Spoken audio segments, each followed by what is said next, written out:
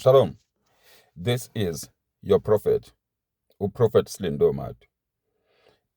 Angikutshele lokho ngoba ziningi izinto efuna ukuzi-understand in your life. La uma be umuntu prophetic, whether ngumprophet noma ngumuntu prophetic, kunento efuna ukuzi-understand.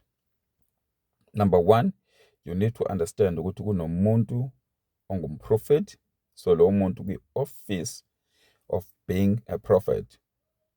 Then bese bakhona umuntu prophetic. When we speak about umuntu prophetic akasiyena umprofeti, but lo muntu uyakwazi ukuzwa the voice of God. So umuntu prophetic is able to hear a voice of God. So now like a prophecy kunama dimensions angu-2 noma kunama types angu-2. So uma bese sikhuluma ngama types angu-2, kunomuntu operator kwi-anointing of being a seer prophet. Then bese bakhona umuntu operator kwi-dimension noma kwi-type of being a Nabi. So it's either we seer, which is rawa, noma inabai, which is able to see, which is a prophet who's able to see. So now, so when we speak about a rawa, irawa ihlukile kunenabai. Irawa yona i-operator kanjani? Irawa ilo yisiya. U-operator ngokubona amaphupho.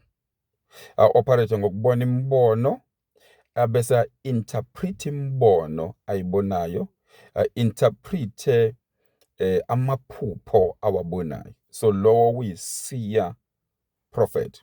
So isiya prophet noma iprofeta ayiprofeti njengabanye. Kodwa yona ithi I see something, I see something, I see something. So lowo is seer prophet. So uma bethi I see, uyisiya. Kanti inabai, umehlo ngenabai yona ayisho ukuthi I see, but it I hear. I hear a voice of God, I hear the voice of God, noma I heard the voice of God. So lowo ke uyinabai. So isiya iyabona umbono, then bese interpret umbono.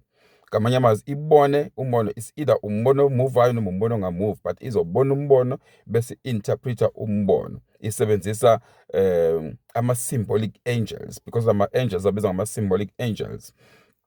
Kanti inabai yona ayi-interpret umbono, kodwa ilalela i-voice of God. So mabe ilalela i-voice of God, izosho exactly leyo nto esuke ishiwo ubani, esuke ishiwo nguNkulunkulu. So isho exactly, ayi-edi, ayinciphisi, kodwa isho exactly lokhu okusuke kushiwo ubani, okusuke kushiwo nguNkulunkulu. Yiloko umehluko phakathi kwani kwe-rawa, which is a seer prophet, noma inabai, which is umprofeti ospecialize ngokuzwa.